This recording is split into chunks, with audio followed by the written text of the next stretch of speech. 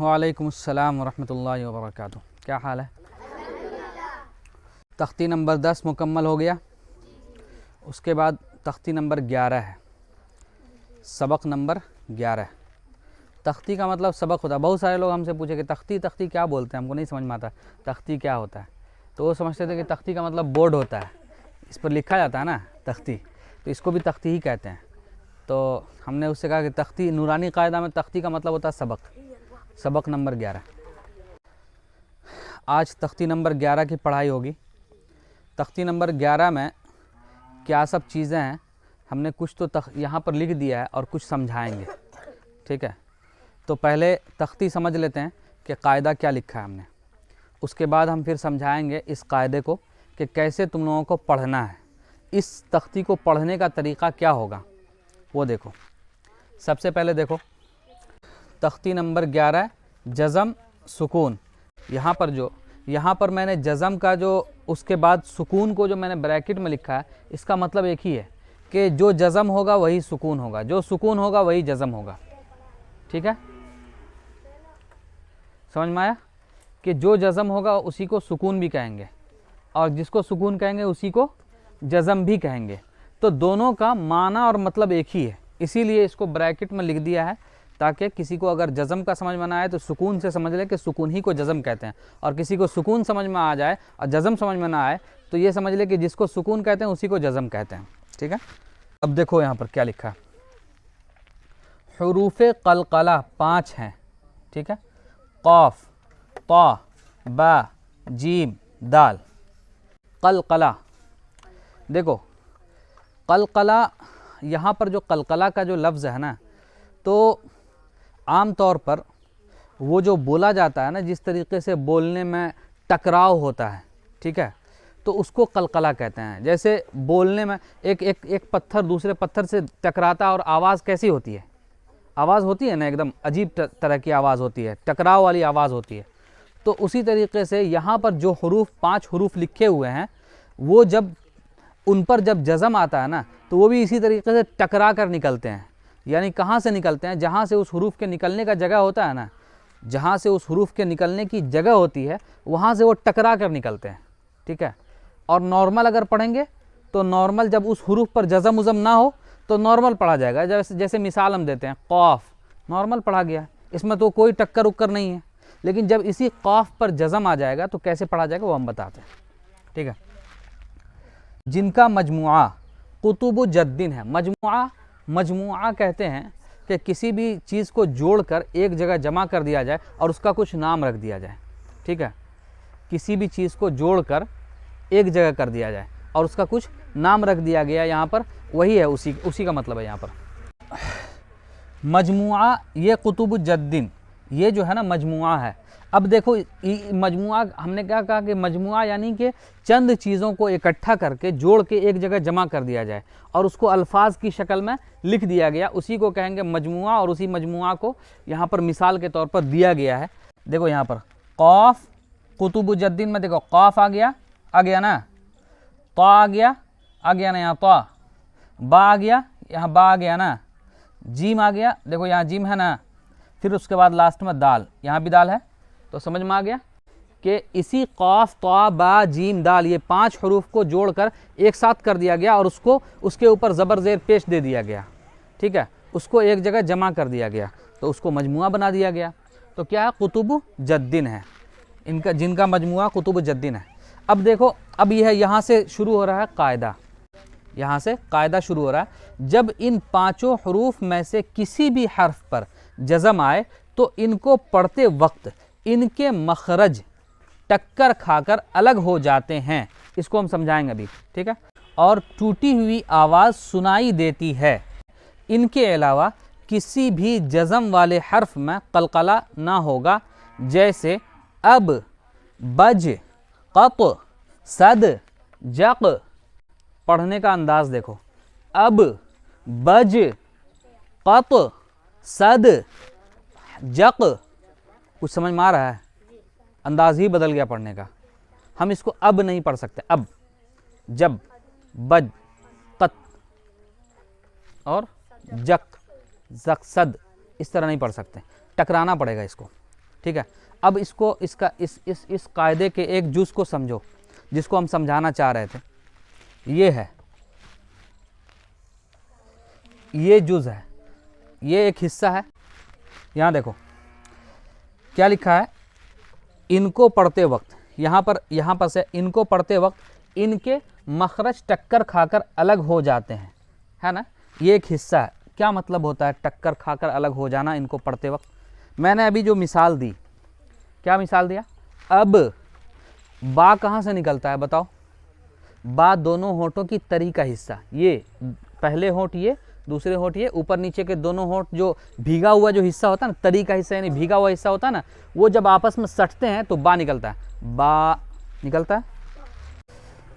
अब जैसे ये है अब जब हम बोल रहे हैं तो टकरा रही है आवाज़।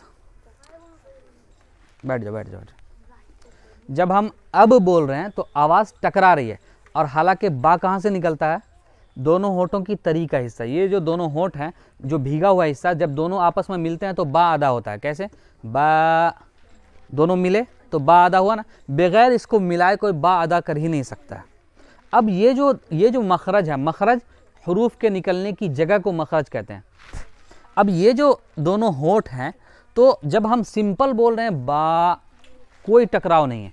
लेकिन जब इसी बा पर जज़म आ रहा है और पीछे से हम किसी भी हर्फ को मिलाकर पढ़ रहे हैं, जैसे अब, जब, तो अब लग रहा है कि टकरा रहा है, ठीक है। यानी कि दोनों मखरज जो है, मखरज बा का जो मखरज है, दोनों होठ टकरा कर अलग हो रहे हैं। अब, ठीक है, जब, तो टकरा कर अलग, वहाँ पर भी टकरा रहे थे लेकिन टकरा कर अलग नहीं हो रहे थे।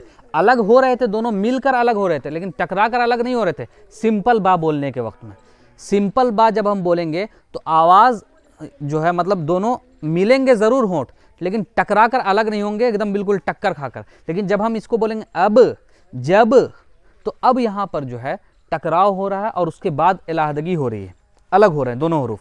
तो इसी को कहा गया यहाँ पर कि इनको पढ़ते वक्त इनके मखरज टक्कर खाकर अलग होते हैं। तो मखरज टक्कर खाकर अलग होने का मतलब ये कि ऊपर नीचे के दोनों होंठ हैं वो टकरा रहे हैं और फिर अलग हो रहे हैं। अब, ठीक है, ऐसा लग रहा है जैसे कि कोई लड़ा रहा है उसको, ठीक है। और लड़ाने वाली चीज़ क्या है? इस पर बा पर जज़म का आना और पीछे से उस जज़म का किसी भी हर्फ से मिल जाना। समझ में आई बात? एक हिस्सा तो समझ में आ गया। अब ये दूसरा हिस्सा है। ये जो हिस्सा है ना, ये वाला हिस्सा, ये पहले नूरानी कायदा में नहीं था। नूरानी कायदा में पहले ये वाला हिस्सा नहीं था और टूटी हुई आवाज़ सुनाई देती है, नहीं था। ये बाद में ऐड कर दिया तो हम भी सोचे कि मिला देते हैं, हालांकि इसको लिखने की उतनी ज़रूरत नहीं है। टूटी हुई आवाज़ का मतलब वही है कि टकराई हुई आवाज़। क्या है? टकराई हुई आवाज़। क़त, तो ऐसा जैसे कोई चीज़ हम तोड़ते हैं तो तोड़ने वाली आवाज़ कैसे होती है? खट होता है ना, होता है ना। कोई चीज़ को तोड़ते हैं तो उसको आवाज़ कैसे आती है? खट, फट आता है ना। तो वैसे ही जब हम बोलते हैं क़त, अब, जब, तो वो टूटी हुई आवाज़ सुनाई देती है। टूटी हुई आवाज़ का मतलब वो नहीं कि हरफ टूट रहा है, नहीं, ये मतलब मत समझ लेना। बल्कि टूटी हुई आवाज़ का मतलब लकड़ी तोड़ो या कोई भी चीज़ ऐसी है जिसके टूटने से आवाज़ होती है, तो उस तरह की आवाज़ जब सुनाई देती है तब, जबकि हम बोलते हैं इसको अब, जब, क़त, बज, सद, इस तरह की आवाज़ सुनाई देती है। समझ में आई बात है? ये हो गया। अब पढ़ो, किताब निकालो सब लोग अपना। आसान है, कुछ नहीं है, मुश्किल नहीं है। इसको भी रवा पढ़ेंगे और हिज्जा पढ़ेंगे, ठीक है। इस तख्ती को भी रवा पढ़ेंगे शुरू से और फिर हिज्जा भी उसी को करते जाएंगे। कैसे करेंगे वो देखो, हम बताते हैं। पढ़ो। बिस्मिल्लाहिर्रहमानिर्रहीम। तख्ती नंबर 11। जज़्म सुकून। हुरूफ़ क़लक़ला 5 हैं। क़ाफ़, क़ा, बा, जीम, दाल, जिनका मजमुआ कुतुब जद्दिन है। हाँ, जब इन 5 हुरूफ में से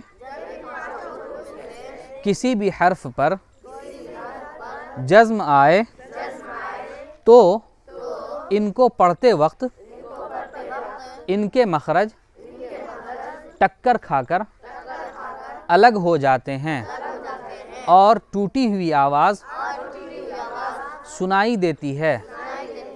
इनके अलावा किसी भी जज़म वाले हर्फ में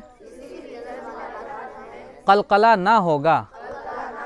मिसाल हम दे देते हैं इसकी, जैसे ये है जीम और लाम, क्या है? जल। ठीक है, जल है तो जल ऐसे नहीं पढ़ेंगे, ठीक है, बस नॉर्मल पढ़ेंगे जल। ठीक है, इसी तरीके से सीन है और रा है, सर, सर।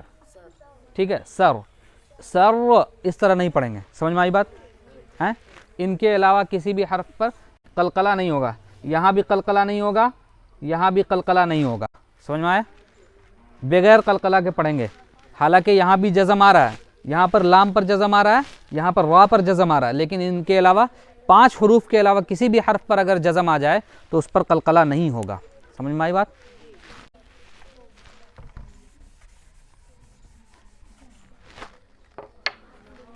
सब की मिसाल है इसमें, चलो पढ़ो। अब, हमज़ा बा ज़बर अब, इब, हमज़ा बा ज़ेर इब, उब, हमज़ा बा पेश उब। पढ़ने का यही तरीका अपनाना, ठीक है, एकदम बिल्कुल नॉर्मल। अब, इब, उब इस तरह नहीं पढ़ना, कलकला करके पढ़ना है, ठीक है। आगे देखो, जब, जीम बा ज़बर जब, जल्दी नहीं, जीम बा ज़बर जब, अजीब लड़का। जीम बा ज़बर जब, जिब, जीम बा ज़ेर जिब, जुब, जीम बा पेश जुब, बज, बा जीम ज़बर बज, बिज, बा जीम ज़ेर बिज, बुज, बा जीम पेश बुज, सद, सीन दाल ज़बर सद, सिद, सीन दाल ज़ेर सिद, सुद, सीन दाल पेश सुद, क़त, क़ाफ ता ज़बर क़त, क़ित, हाँ तो निकालना अच्छे से, क़ित, कित कित नहीं खेलो तुम लोग का तो सुन के मज़ा आ गया होगा। आय हाय, मेरे खेल का नाम नूरानी कायदम आ गया छोटी काफ से नहीं है और ता नहीं है, कित कित नहीं है, बड़ी काफ है और ता है। चलो चलो, क़ित, क़ाफ ता ज़ेर क़ित, क़ुत, क़ाफ ता पेश क़ुत, जक़, जीम क़ाफ ज़बर जक़, जिक़, जीम क़ाफ ज़ेर जिक़, जुक़, जीम क़ाफ पेश जुक़। हाँ, अब उसके बाद आता है इम्तिहान का नंबर। इम्तिहान ये सिर्फ 2 लाइन के लिए इम्तिहान है। इम्तिहान ये यहाँ पर सिर्फ 2 लाइन का है, उसके नीचे जो है ना वो इम्तिहान नहीं है, वो मश्क है, ठीक है, वो मश्क है, इम्तिहान नहीं है। इम्तिहान सिर्फ 2 लाइन है। अब उसमें तुमको ये बताना होगा कि इसमें कौन सा हर्फ कलकला वाला है और कौन सा हर्फ बगैर कलकला वाला है, क्योंकि जज़म सब पर है, ठीक है। तो अब हम बताते जाएंगे, तुम लोगों को पूछेंगे, तुम लोगों से बताना तुम लोगों को, क्योंकि पता चल गया ना कि कलकला वाले हरूफ 5 ही हैं, तो उस हिसाब से तुम लोग अपने दिमाग में फिट कर लो। चलो अब देखो, बस, बासीन ज़बर बस, क्या है, कलकला हो रहा है या नहीं हो रहा है? नहीं हो रहा। क्यों नहीं हो रहा है? क्योंकि हरूफ कलकला में से नहीं है ये, बस बात ख़त्म। क्योंकि हरूफ कलकला में से सीन नहीं है, ठीक है। उसके बाद देखो, आ गया तुम लोगों के खेल का नाम, छोटी काफ से भी आया और ता से भी आया कित, कित नहीं बोलेंगे, कित, हाँ कित, सिर्फ एकदम बगैर एकदम कलकला किए, कित नहीं, कित हो रहा है, कित, काफ ता ज़ेर कित। अब इसमें कलकला हो रहा है या नहीं हो रहा है?